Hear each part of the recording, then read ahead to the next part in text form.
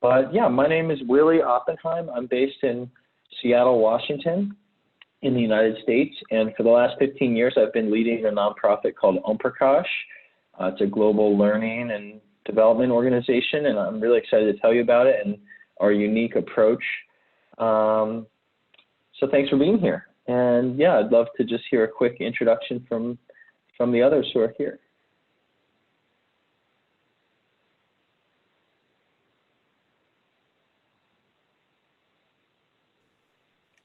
I don't know if there's a specific order in which we should go, so I'll just jump in. Great, thanks, Lisa. I'm Lisa. I'm from California. I'm here in a couple of capacities, or at least with a couple of different interests. I am an independent consultant that works primarily in education and also with some other kind of nonprofit and social enterprises. I'm a strategic consultant, so everything kind of really around maximizing impact and outcomes. So I have a interest from that capacity. I'm also somebody who works as a youth advisor and a volunteer for a global social change organization, Dream Volunteers. So I'm interested particularly in the youth angle because I do a lot of work with middle and high school students and how they are engaging in social change in their communities and in the world. And then thirdly, I am here as a kind of professional note taker on behalf of Catalyst 2030 as a volunteer facilitator. Great. Thank you so much, Lisa. Would you like to call on the next person?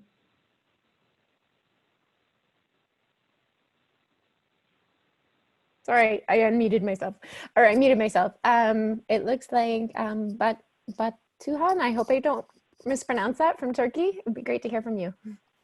Okay, no, you didn't mispronounce. It's okay. Do you guys hear me? Yeah. Okay.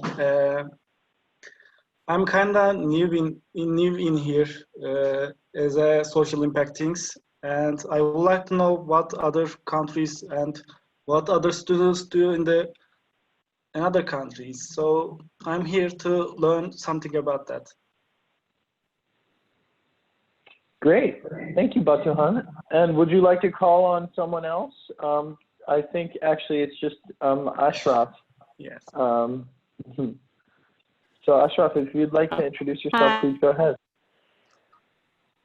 Yeah, hi, I'm Ashraf, and I'm in India, and I work with, well, I don't work with students directly anymore, but I set up an organization called Prava in India, which is one of the first few organizations some 25 years ago. We basically started with this whole idea around youth volunteering and social change, but looking at youth development and youth-centric development. So I am part of that movement in India.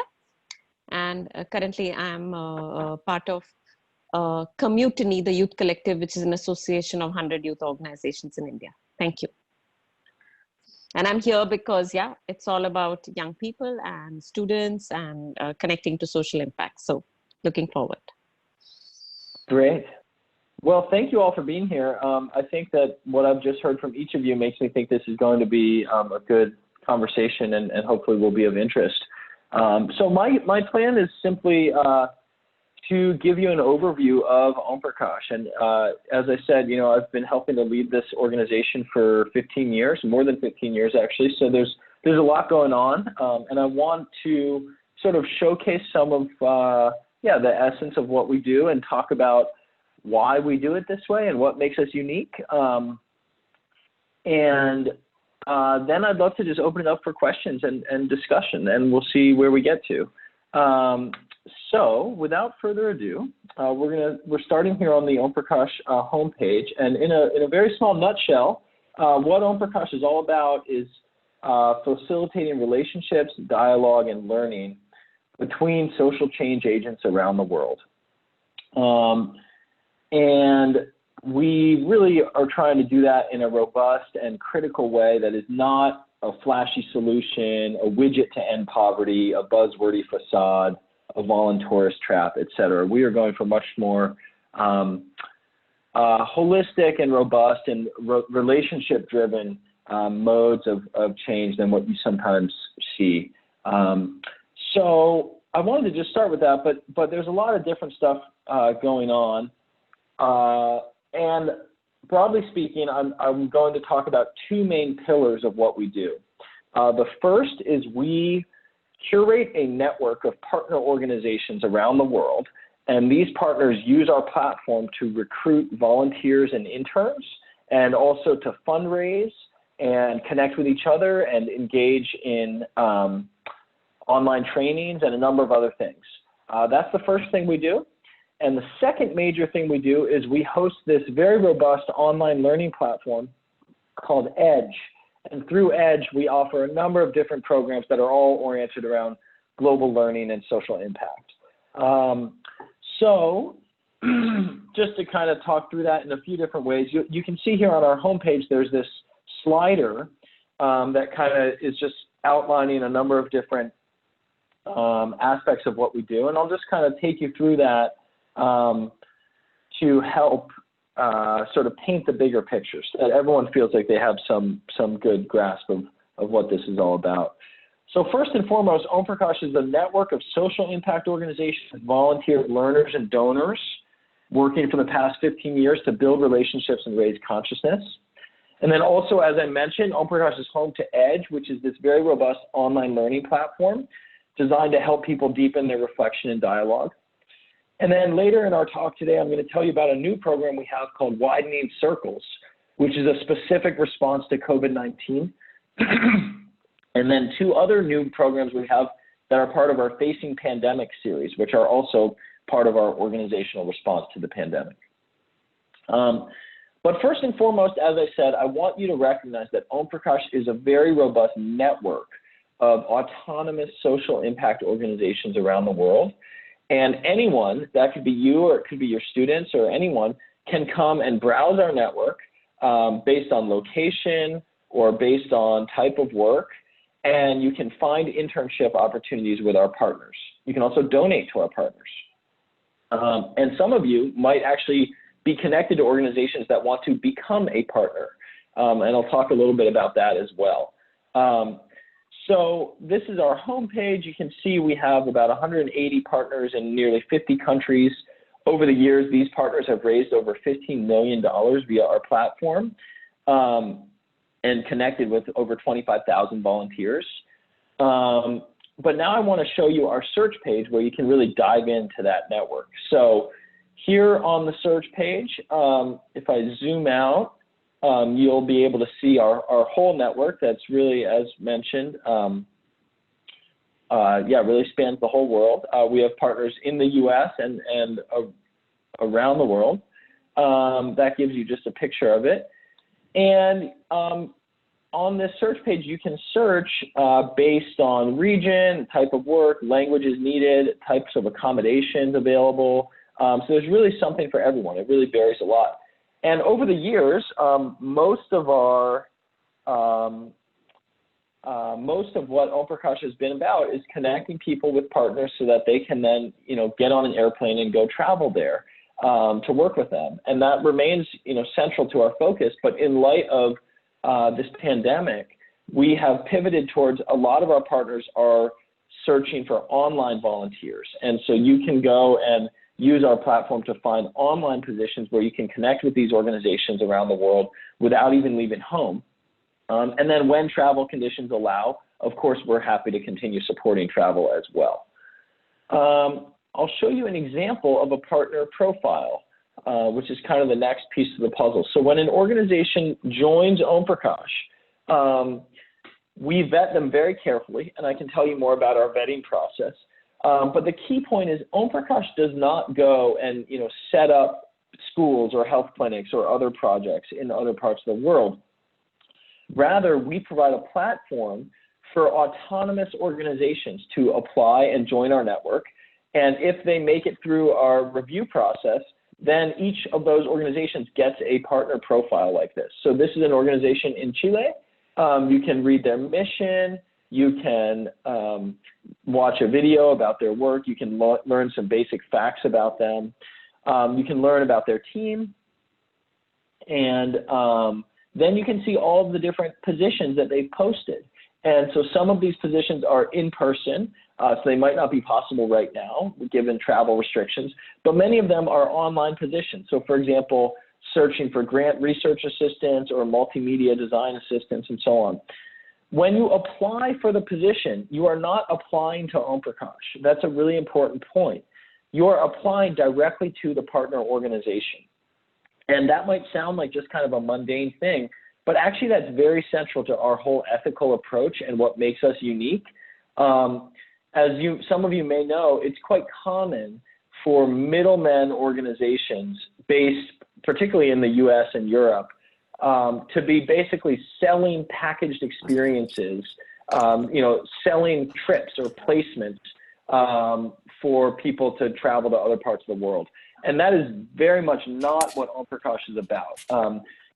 If someone, let's just say in California, to use Lisa's example, if one of Lisa's students searches online for, volunteer in India or internship in India, a lot of what they'll find is a middleman organization based in the US or Europe that's trying to sell them a package trip. And in that dominant model, not only will that package trip be quite expensive and potentially involve like traveling with a group of other Americans and a chaperone, but almost even more troubling is that in the dominant model, the volunteer will never even connect with the organization on the ground until they show up there, because this middleman organization is basically trying to monopolize the whole interaction. And Omprakash is very different. In our model, right from the very beginning, if someone clicks this button to apply, they are talking to the leaders of this organization in Chile. There is no way to buy a volunteer placement from Omprakash because that's just simply not how we operate. We're trying to provide an alternative to that dominant model of highly commodified placements for sale, and instead allow a more sort of organic, human-centered, relationship-driven process through which individuals can connect with our partners around. So it seems like a subtle, obvious thing that, when you apply, you're connecting directly with the organization, but I just want to emphasize how unusual that actually is in this global learning, global education, global development sector, and how central that is to our unique ethical approach. As you look further on a partner's profile, you can learn more about the details of staying with them. Obviously, this isn't relevant if you are just volunteering online. You can also see blogs that they've posted, and we integrate some of their social media. And then they have this entire fundraising platform, which this partner hasn't taken advantage of. But if you were to go to our site and check out the crowdfunding campaigns, you'll see many of our partners around the world are raising money at any given time for a number of different causes. And so back here on our homepage, actually, I'll just scroll down a bit more, and you can just get a glimpse of different crowdfunding campaigns. So here's an organization in Argentina. Here's one in Kenya. Here's one in Uganda. Here's one in Costa Rica. And all these organizations are raising money for things that, unsurprisingly have to do with the current pandemic. So that's kind of the first main pillar of what we do that I want you all to understand is, again, we over the years have built this network of partners, and these partners are autonomous social impact organizations that use our platform to recruit volunteers and interns, to fundraise, to connect with each other. And as I mentioned earlier, we do also offer some internal training and networking opportunities for these partners. We offer periodic partner conferences and even some internal grant programs to push resources towards these partner organizations. So that's the first main thing we do. And those of you who might say, oh, well, I work for an organization that could benefit from this platform, or I know of an organization that could benefit from this platform, I encourage you to check out this page, become a partner. Any organization in the world can apply to join at any time. And the benefits of being a partner, again, are fundraising, and I didn't mention this, but we offer a fiscal sponsorship, which means that since we're a nonprofit in the U.S., other organizations that don't have nonprofit status can, if they become an Omprakash partner, they can basically receive tax-deductible donations from their donors. So we offer our tax-deductible status to our partners as a fiscal sponsorship. Again, partners can also recruit volunteers, interns, and researchers and manage those volunteers via our platform. They can showcase their work. They can access online trainings and capacity buildings, access grant, our partner development grant, and our conferences. So please, if you know of any organizations that could benefit from this, please direct them to this page, and they can apply directly from this page to join our network. Now, I want to tell you about the second major thing we do, which, as I mentioned, is offering this very robust online learning platform, which is called Edge. So here you see an example of the Omprakash Edge dashboard. And the backstory here is that I founded Omprakash in 2004, and we started growing this network of partners. At first, it was just a few organizations in India, and then it became this global network.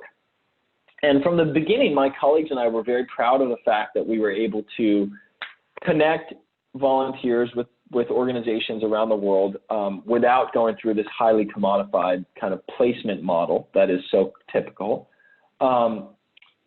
But we started to worry that there was so much more we could be doing to provide training and support and mentorship to the volunteers, to actually help the volunteers deepen their own learning.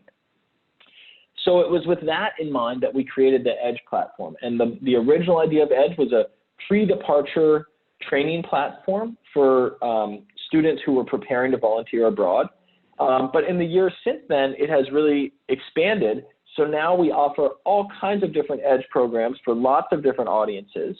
And the common theme is that students use Edge to deepen their learning and reflection with regard to their own global engagement and social impact. But that takes many different forms. And one important thing to point out is a lot of our growth over the years has happened through partnering with universities. And so we build custom Edge programs with different universities, and those universities then are able to utilize Omprakash and our Edge platform to provide really robust global learning and internship programs for their students. We also do some of those kinds of programs with high schools and with other nonprofits around the world.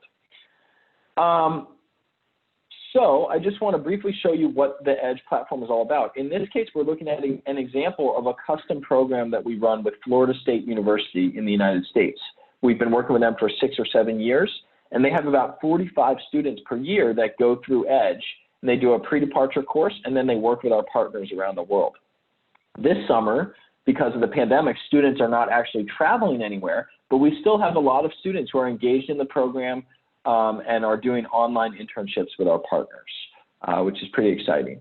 But in addition to partnering with FSU, we also work with Stanford University, University of Michigan, Claremont McKenna College, Colby College, Bowdoin College, really a wide range of different universities. And we're also always excited about partnering with universities outside of the United States. So please, we'd love to have that conversation as well. But just to give you a brief tour of the Edge platform, over here I can see the chat. I can see all the members of the cohort. I can also open the cohort directory to get a better idea of who's in the program.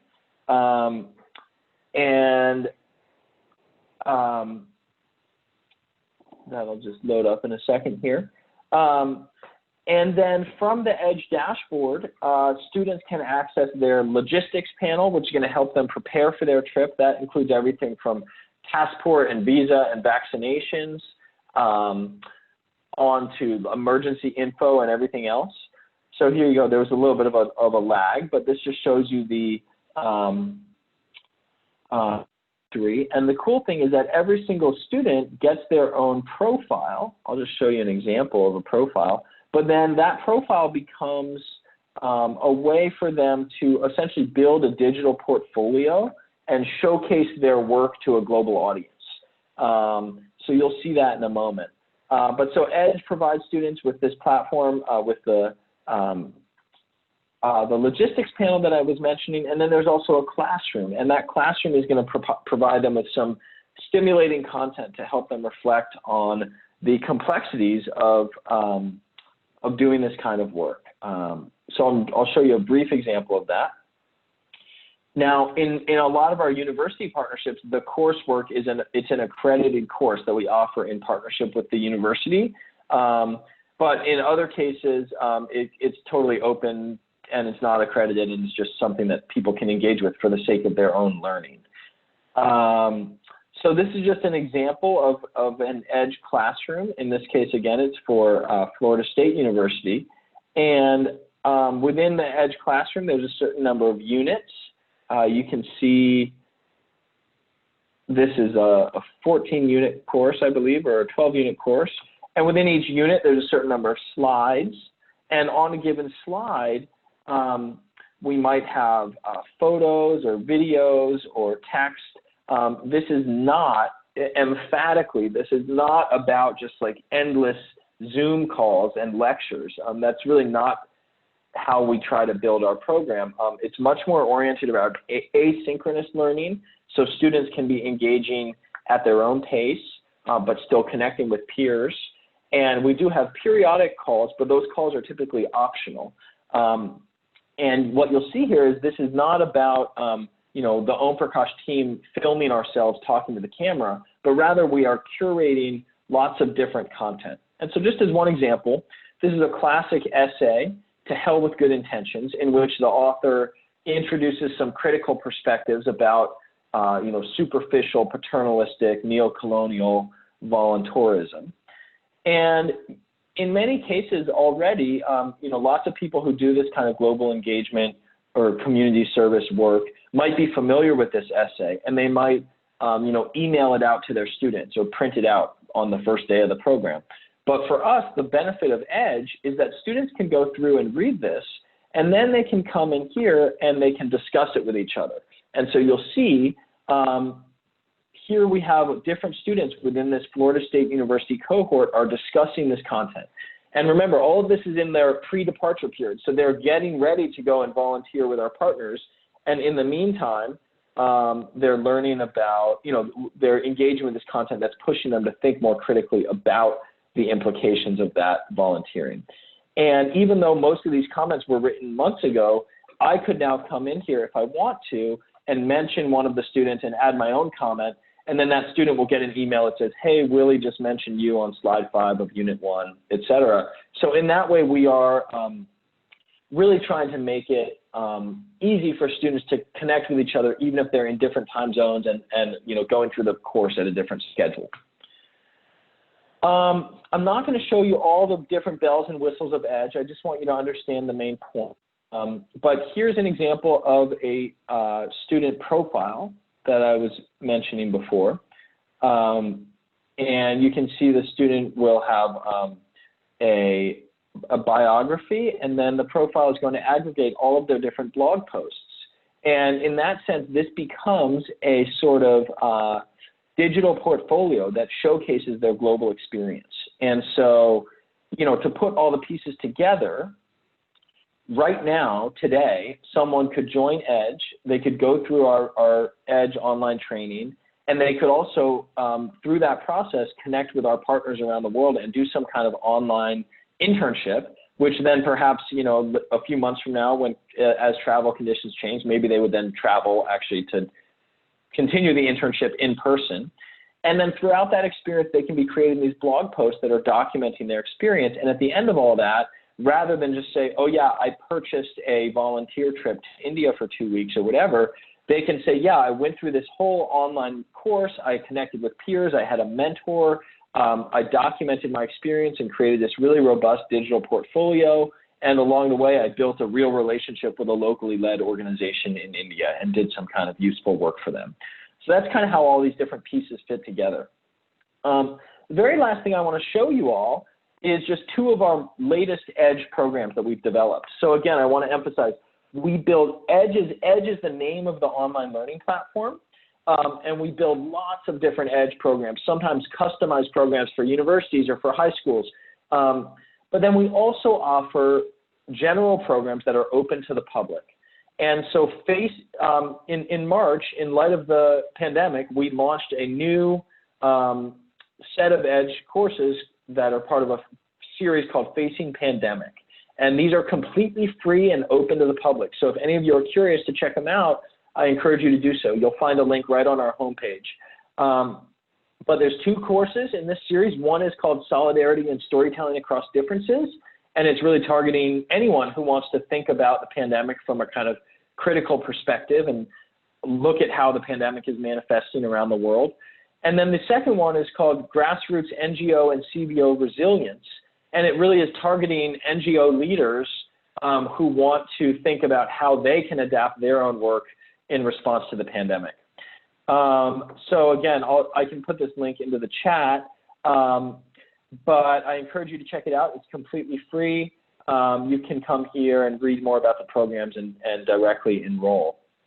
The second new program that we've developed, and which again I encourage you to check out or tell your students or friends to check out, is called Widening Circles.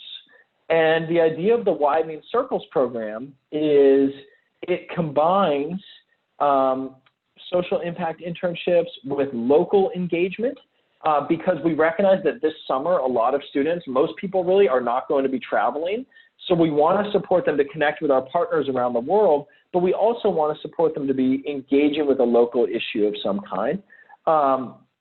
And in addition, of course, there's the peer-to-peer learning and the mentorship and the digital portfolio that is kind of always part of what we do.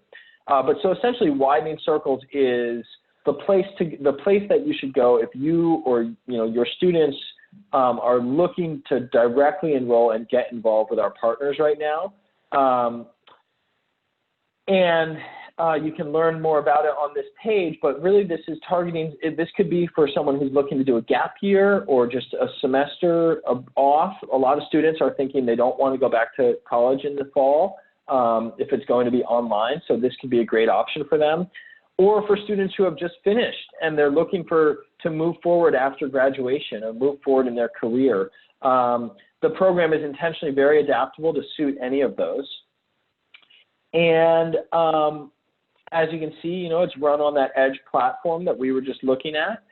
And yeah, if you check out this page, you'll learn a lot more about it. The total cost of the program is $750 US. And so while there's so much, many organizations are selling, gap year semesters for literally tens of thousands of dollars. And even in this current strange moment, where a lot of things are happening online, there are a lot of organizations that are selling online internships for thousands of dollars, oftentimes with very little curriculum or mentorship supporting them. And so again, that's really what makes our whole model so unique, is that we are not selling volunteer opportunities, but instead are offering this much more robust platform and community and in a way that is intended to be extremely affordable. I should also mention we have very generous scholarship programs, and so anyone is welcome to join and apply for a scholarship. So that's a wide and broad overview of what we do. Again, if you just go to our homepage, you'll kind of see a recap of all of that right here in the top section, and you'll find links to Widening Circles and Facing Pandemic and all of these different things.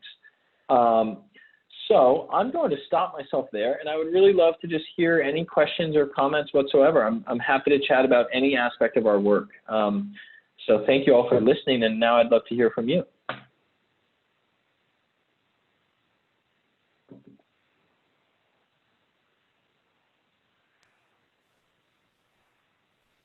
I'll jump in again. It's Lisa. I'm actually excited about your platform and have a whole lot of questions, but I will try and focus on just one at a time. The broadest one I wanted to ask you related to more of this issue around youth and social mobilization on a global level. And so I was really curious about to what extent you and your tools are able to facilitate interaction across programs. So like the EDGE community, for example, you talked about a lot of the engagement that might happen across students in the same cohort in a particular program. Is there capacity or structure that allows them to also connect with students who might be at a different university or who might be coming kind of and participating in more of your open access programs? Because that's something I'm really curious about. How do we collectively help students network more broadly? Because I think that's a particular challenge when you're talking about youth as opposed to adults. Yeah, that's a fantastic question. Thanks, Lisa. The short answer is yes, we do as much of that as possible. And the biggest barrier, or just like the biggest necessary ingredient, is collaboration with different schools and universities that want to do that. But so, for example, if 2 universities tell us, hey, or 5 universities or whatever, we're looking for ways to connect our students, we have all the tools and resources to do that, but we just need that buy-in from their side. And unfortunately, oftentimes there is a kind of like territorialism where each university wants to kind of reinvent the wheel for themselves and is less interested in the kind of open access type of experiences. But yes, in short, we do a lot of that. I'll show you a simple example, but that's kind of cool. Something that we're doing this summer that's related to the Facing Pandemic program I mentioned is we have students from a lot of different backgrounds and a lot of different universities who are all spending the summer documenting what COVID-19 looks like in their home contexts. And all of those different posts aggregate to this same page, which is going to show up in a moment here. And so what you'll see is we have students in Maine and Michigan and California, as well as partner organizations around the world who are all kind of telling their stories on this same page. And so, yeah, hopefully that kind of gets at what you're talking about. It's just loading a little slowly here, but you'll see this come up in a moment. But yeah, Lisa, did you want to ask one of your other questions in the meantime? Yeah, it's interesting because I hear your point around the territoriality of some of the university partners, and I think there's also an element that I deal with. So because I deal a lot with secondary education and even middle school students, sometimes there's also a risk mitigation element in terms of parents feeling protective around how their students are connecting and engaging in unfiltered environments. And so I can certainly appreciate the challenges, but I also, as I said, think that's where there's real opportunity for how do we catalyze more of a youth movement as opposed to just kind of youth engagement. So I'm, again, really excited about a lot of the programs that you, and capacity that you've created here. I guess one of my other questions, and then I'll let somebody else jump in, was just tactically around the content. So the curriculum and the actual content creation, is that all owned and created by Omprakash? Are you leveraging partner like university curriculum? How does that work? Yeah, good question. So most of the core curriculum is developed by myself and my core colleagues. All of us have backgrounds in fields like anthropology, education, public health, global development, etc. But when we partner with a university or with anyone, they are more than welcome to add their own content and edit our content and so on. So, for our core kind of flagship programs like Widening Circles and the Facing Pandemic program, that content is just, we're creating that internally. But then we might partner with a university and they might say, well, we liked what you did in the Facing Pandemic course, but we have this faculty member who wants to work with you to adapt that with a more specific focus on, environmental justice in India or whatever it may be. And so we do a lot of that kind of thing.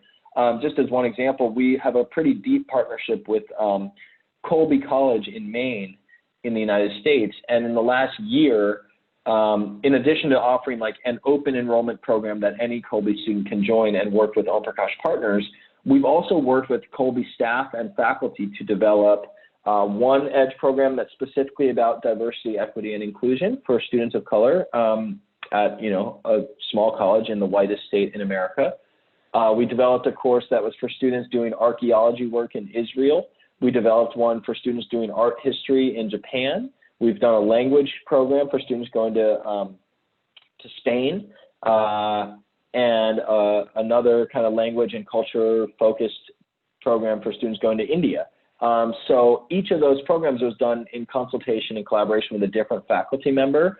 What we're bringing to the table is not just like the technical platform, but also the broader content library and the expertise in saying, okay, great, you as a faculty member are an expert in a given topic, like art history in Japan, but you might not have a lot of capacity or resources to help students think about what are the implications of being an American college student traveling to Japan in 2020.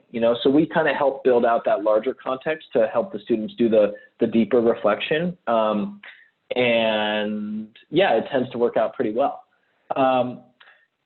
Going back to your earlier question, Lisa, I had to turn off the screen share to get the page to load, but I just want to quickly show you all.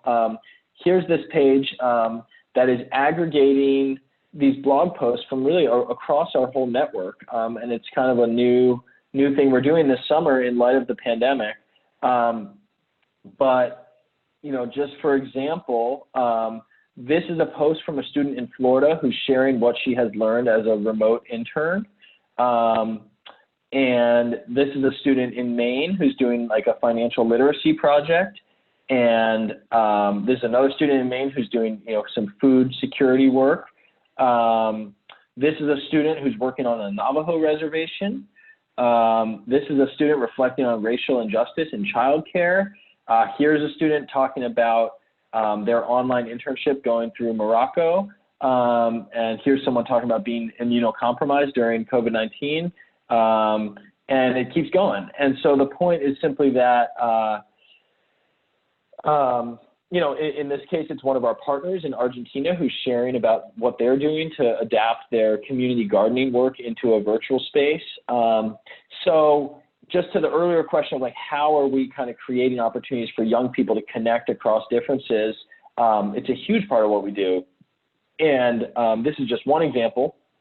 Another example of that that might resonate is last year we had two different gap year students, both young women from the United States, who were independently going through EDGE and then traveling, but they got to know each other through the EDGE classroom in this virtual space, and they decided to go together to work with one of our partners in Costa Rica.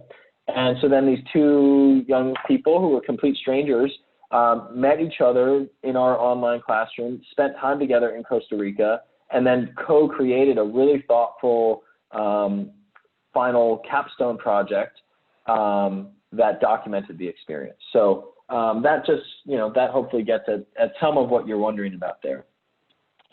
I see that Ashraf is asking, who are your partners in India? The best way to see that, Ashraf, would just be to go to our search page and you can check it out yourself. We have over 30 partners in India doing work that ranges from waste management to harm reductive approaches to intravenous drug users on the streets of Mumbai, a lot of different education partners, healthcare partners. I myself have been to India 6 or 7 times, and my PhD work was focused on gender and education in South Asia. So that's a particular part of the world where our network is fairly strong and where we have a lot going on. And I'd be happy to tell you more if you have specific questions. Willie, can I also ask whether you have either visions or infrastructure to actually connect with global students as well? So is this all US student based, or is that part of the plan ultimately as well? Not just the plan, it's definitely already happening. So yeah, we have students who have traveled from India to work with our partners in Costa Rica. We've had students from India who work with partners in India. We've had a student in Ghana go and work with our partners in East Africa. So it's really all over the map. Obviously, for some deeply embedded historical reasons that have to do with mobility and visas and economic inequality, there's a lot more movement from kind of global north to global south than from global south to global north, or even south-south. But we are absolutely focused on trying to promote that sort of multi-directional, mutually educational movement. And from the very beginning, we've tried to avoid being, you know, this is about Americans helping others. That is absolutely not how we think of our work. And it's much more about, we want to create a platform where lots of different people from many different backgrounds can come together and learn together and support each other. So as I mentioned before, one of the big breakthroughs for us in the US has been partnering with universities, because then the universities help us get in front of students. They help us integrate our EDGE curriculum with their own accreditation structures, which provides further incentives for students, et cetera. So we've been trying for a while to establish similar partnerships with universities outside of the US, but we've yet to do so. And so that's probably the biggest barrier right now, is that if someone from India or Turkey or anywhere were to find our website today, there's nothing that's going to stop them from applying for internships with our partners and joining one of our EDGE programs, et cetera. But we're kind of just relying on like Google, you know, to help those people find us. Whereas if we had a partnership with a given university in Turkey or in India or whatever, it just makes it a lot easier for those students to find out about what we do. So it's absolutely part of the roadmap, and it is already happening. But yeah, we're hoping for more institutional partnerships that can support that.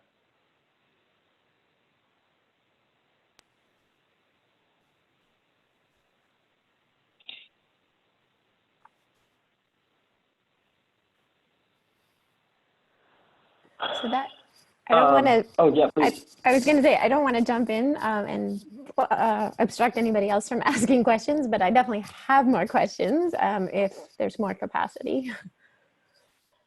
Yeah, I think you should keep going, Lisa, and I imagine others will hop in. You can, Batuhan and Ashraf, if you're not comfortable speaking your question, you can certainly type them in the chat or use the raise hand feature. But so yeah, I certainly want to hear from everyone, but if no one else has questions, then Lisa, I'd love to hear your questions too. Great. Well, I just kind of following on your last commentary, which I think is very inspiring. I was curious, first of all, about the name Omprakash, where that comes from, what the origins are, or meaning of that is, if you could comment on that. So thanks for asking. Omprakash is the name of a person who helped inspire me. Oh, great. Ashraf had the same question. That's perfect. When I was 18 years old. And so this gets into kind of the origin stories of the organization, which is good. I was a high school student in the United States. I was frustrated with school. I wanted to kind of break out of my own bubble. And I was really frustrated that if I searched online, I had become interested in India. I didn't want to just be a tourist. I wanted to do some kind of volunteering. But if I searched online, like volunteering India, everything that came up was this kind of expensive chaperone trip being sold by a middleman that I was talking about earlier. And I knew I didn't want that. And I ended up getting lucky, and through a friend of a friend, found a way to teach English at a school for Tibetan refugees in North India for several months in autumn of 2004. And that was an amazing experience.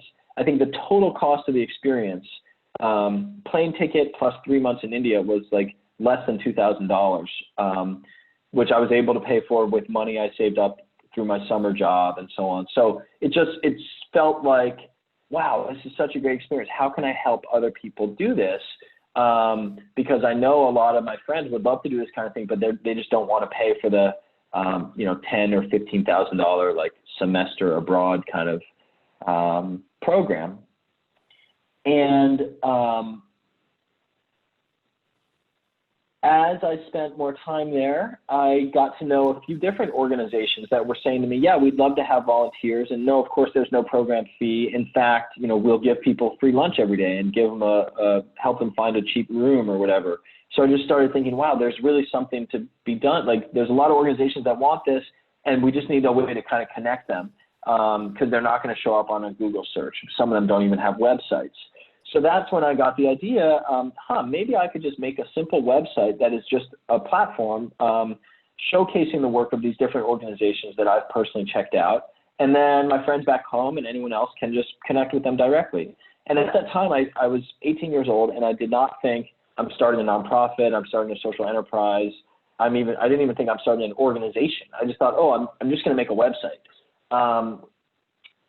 And towards the end of that experience in India, I met this man named Omprakash, and he was and is an elderly gentleman who lives in a hospice center, the Mother Teresa Home for the Dying and Destitute in New Delhi. And from my perspective at that time, it seemed like his life was very sad. He was partially disabled and lives in this very under-resourced environment. And from my perspective, it was like, oh, that poor guy. But then he said to me, every day I wake up and I feel like I'm in paradise because the people here are so good to me. And that was this very eye-opening moment for me of recognizing that human relationships and just connecting people can be so powerful and transformative. And we don't necessarily need to rewrite policies and, build a new library and a new school, although all those things might also be good. But it kind of has to start with relationships and connecting people. And so the idea of this organization and this website from the beginning was about building relationships and connecting people. And this man, Omprakash, really just highlighted that for me. So when it was time to come up with a name for the website, that's what occurred to me, and the name has stuck. So omprakash.org. And Ashraf says, you should start with your story in your talk. Thank you for saying that. As you can imagine, I've told the story about 100,000 times, so sometimes I just get I don't want to always start with it. But I appreciate that you like the story. And that's where the name comes from. And our logo of the empty bowl is also kind of part of that story as well, in that from the beginning, the idea was kind of so much that goes on that we see in this like global development, social impact kind of paradigm is about people like pushing a certain agenda. I want to build 100 schools. I want to distribute 1 million books. I want to send every girl to school. I want to make sure, everyone has shoes or whatever it may be. And I'm not trying to say that those are not important things, but my recognition from early on was like, I'm not trying to necessarily do any of those things. I just want to create a platform or like a space where lots of different organizations, locally led organizations, can come together and do the things that they do. And so that's the idea of the empty bowl is, Omprakash is trying to create that open space for lots of different organizations and volunteers and universities and storytellers and thinkers and researchers to come together and be connected with each other. That is the reason for our name and the reason for our logo.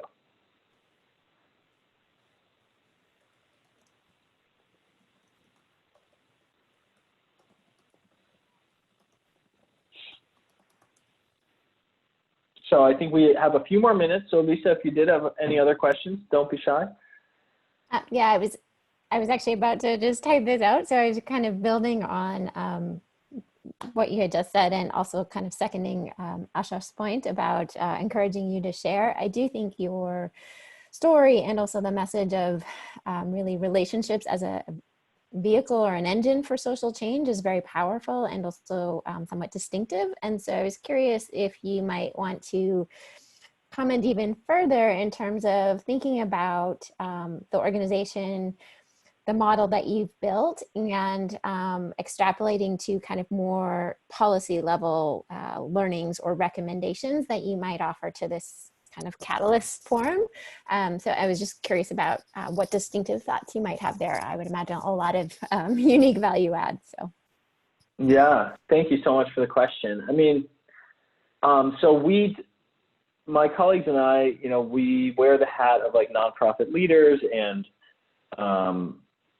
global development actors or whatever, as well as like a lot of what we do is tech-based, so we kind of wear that hat. But really at heart, we are anthropologists and we are educators. And what we do within the context of Omprakash is we seek to create and support educational experiences, not just for students, but for everyone. I mean, we are all students in a way, to help people think differently about the world they're in and the impact they want to have within the world. And so, yeah, my policy suggestions, as it were, really, it's like, you know, if you ask any teacher, like, oh, well, what do you think I should do? Probably I would think their answer is like, yeah, well, start by learning, start by striving for deeper understanding. And that might seem like a kind of evasive answer or a shallow response to the question, but I would just say that so much of what we do in all of our EDGE programs is focus on the simple point that good intentions are not enough, and intentions can lead to unintended consequences, and that in order to actually achieve deeper social change, we need to understand the context in which we are immersed. And very often that means understanding how we as individuals are positioned within larger structures of inequality and injustice and oppression. So that means thinking about power and privilege and inequality. It means thinking about race. It means thinking about culture and cultural difference. And it means approaching all of these things with a lot more care than we often see. And so my first and foremost, policy recommendation, I suppose, would be that people who want to do good things in the world, which is hopefully everyone, begins with more sustained critical reflection on what that even means and on how their own positionality is going to have implications for the kind of world that they can help to create, and for better or for worse, which is to say, I don't care if you want to go volunteer for 2 weeks this summer or if you want to donate money to charity, if you are not also thinking about how what you do for the rest of the year and how you vote and how you consume is related to those same social issues that you might be seeking to rectify. So our goal as an educational organization and as a relationship-based organization is that people continue to develop a deeper understanding of why the world looks the way it does and how they are embedded within those broader processes. And our hope is that by pushing for that understanding, then that becomes a foundation, and then other things happen from there. So, one person graduates from EDGE and goes to work at the World Bank, and someone else goes and becomes a kindergarten teacher, and someone else goes and leads a hunger relief program in their hometown. My goal is that each of those people is able to approach that work in a way that is humble and critically reflective and intentional and joyful and loving and all of those things. My goal is not that we should have a food bank in every town, or that we should have better preschool teachers, or that we should have, that the World Bank should change its policies, although all of those things are likely true. So yeah, hopefully that makes sense, not as a way of dodging the question, but just as a way of saying, to us, really, it does start with the learning and the reflection, and it's a lifelong learning process. If someone were to then ask, okay, well, how do you suggest we go about that learning? My first answer is join EDGE. That's why my colleagues and I have spent 15 years building this, is we think it's a really good way to learn. Beyond that, of course, there's many other ways to get this kind of learning. But I do think that a lot of what often passes for, global learning, global development, or global education, it means you might travel many miles from home, but you're still sitting in a classroom with other students who are like you, and you're still kind of talking about issues that, from my critical view, are somewhat removed from developing that core understanding of who are you and who are you in the world and why does the world look the way it does. So yeah, my grand policy recommendation would just be for pushing for more critical learning about the world across different contexts. And that doesn't just mean go to a foreign city and check out the museums and take a course. It means digging deep into these broader questions. That may have been more than you bargained for there, Lisa. So let's see. Ashraf says,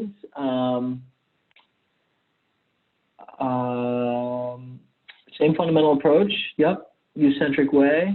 Can't talk late at night, no problem. But so happy to have you here, Ashraf. And Lisa's asking about vetting. And yes, absolutely. Well, I also want to acknowledge Batu Han. Thank you for your comment very much. Really appreciate it. And please do be in touch. And just for everyone, I'm just going to put my email here again. I'll put my WhatsApp number as well. Don't worry if you have to leave, Ashraf. It's totally fine. But yeah, there's my contact info. Lisa, to your question about vetting, that's a huge part of what we do. It has evolved a lot. At first, it was quite informal. You know, organizations could kind of email us and apply to join, and we would do some pretty basic stuff. Now we have this very robust vetting process. You can learn a lot more about it on that Become a Partner page. There's a link to our partner expectations and a lot more details there. But the only point I'll make for now is that we have the initial vetting where a partner applies and we interview them and we look at third-party reviews and so on.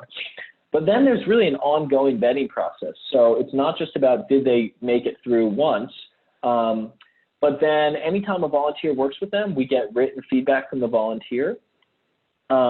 We do site visits when possible, but it's not part of our model to be constantly flying around the world, sort of supervising partners. That's not only expensive and carbon intensive, but also kind of paternalistic. So we don't do that. But for example, when someone applies to work with a partner, if the partner doesn't respond to that application promptly, we can see that in our system.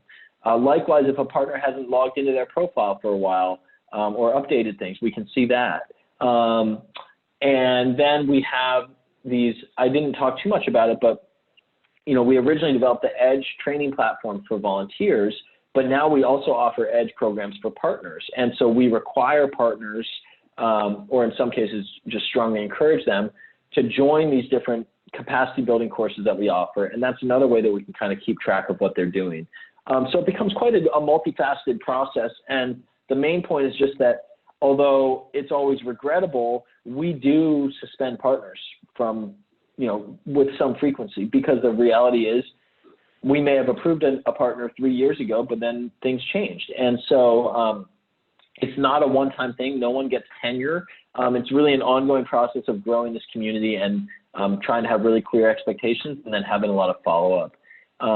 We do have a pretty small team, but there are members of our team whose focus is more or less exclusively on checking in with partners, making sure partners are making the most of our platform, and then, when necessary, following up with partners and checking in on any issues or suspending them if necessary.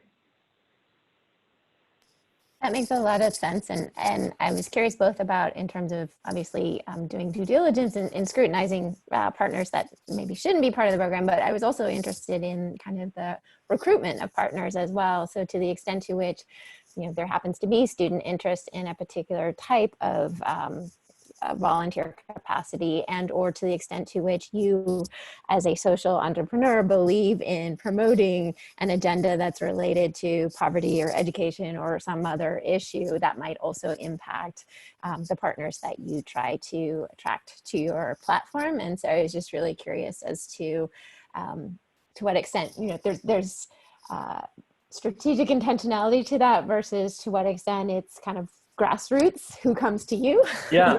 It's a great question, and the short answer is both. Sure. By and large, most of the growth of our network has been driven by organic interest. Like, we really have not done a whole lot of super intentional recruitment. If you study the map of our network, you'll see that there's quite a few like clusters. So, somehow or other we'll end up with a couple partners in one country, and then within a year or two we'll have like dozens of applications from partners from organizations in that country, just because of the way that word travels. And meanwhile, then there are other spots on the map that are still quite blank. For example, I think we just have 2 partners in all of Brazil. And sometimes there's like political things as well. But for example, we only have like 2 partners in China because of, you know, some issues related to internet in China. Yeah, the bigger picture is we only accept about 10 to 15% of organizations that apply. So even though 190 seems like a huge number, it's actually fairly intimate, and we've grown it quite slowly over the years. And in a given year, we might get 150 or 200 partner applications and add, you know, 10 or 15 new partners. And however, we do some intentional recruitment, and most of that is kind of issue-based. Sometimes it's geographically based. So for example, several years ago, it just became clear to us that we're in the midst of this huge global refugee crisis, and we really don't have many partners that are doing work in that space. So we did some focused recruitment on organizations that deal with the refugee and migration crisis, and now we have a good little subset of partners in that sector. Likewise, we are painfully aware of the fact that very few of our partners address LGBTQ related advocacy and issues. One of the challenges there is that a lot of organizations that do that kind of work, especially in other countries, are kind of operating under the radar because it's not safe for them to be doing that work in public. So there's kind of a delicate balance there. Like, we want to give those organizations a platform, but sometimes they don't want a platform. But so that's just another example of something that we have been actively, a way in which we've been actively seeking to grow our network. But at the end of the day, like, yeah, we're happy to kind of see what comes to us. And then the last point I'll make there is, from the beginning, we've always been open to having partners in the US and in Europe and so on, but most of our network is in Asia, Africa, and Latin America. But in light of the pandemic and travel restrictions, we have been more focused on saying, hey, a lot of people, it might be a long time before people want to leave the country again or are comfortable doing so. So right now we are in the midst of doing some more intentional partner recruitment within the US as well, which is exciting.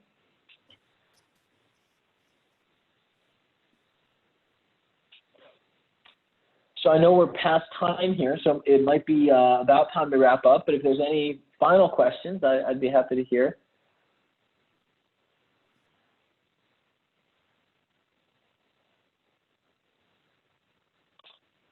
Great. Well, thank you so much. Again, please feel free to note down my personal contact info and just contact me anytime. I'm really grateful to each of you for being here, and Susanna for the support. And so please be in touch. I really hope to hear from you.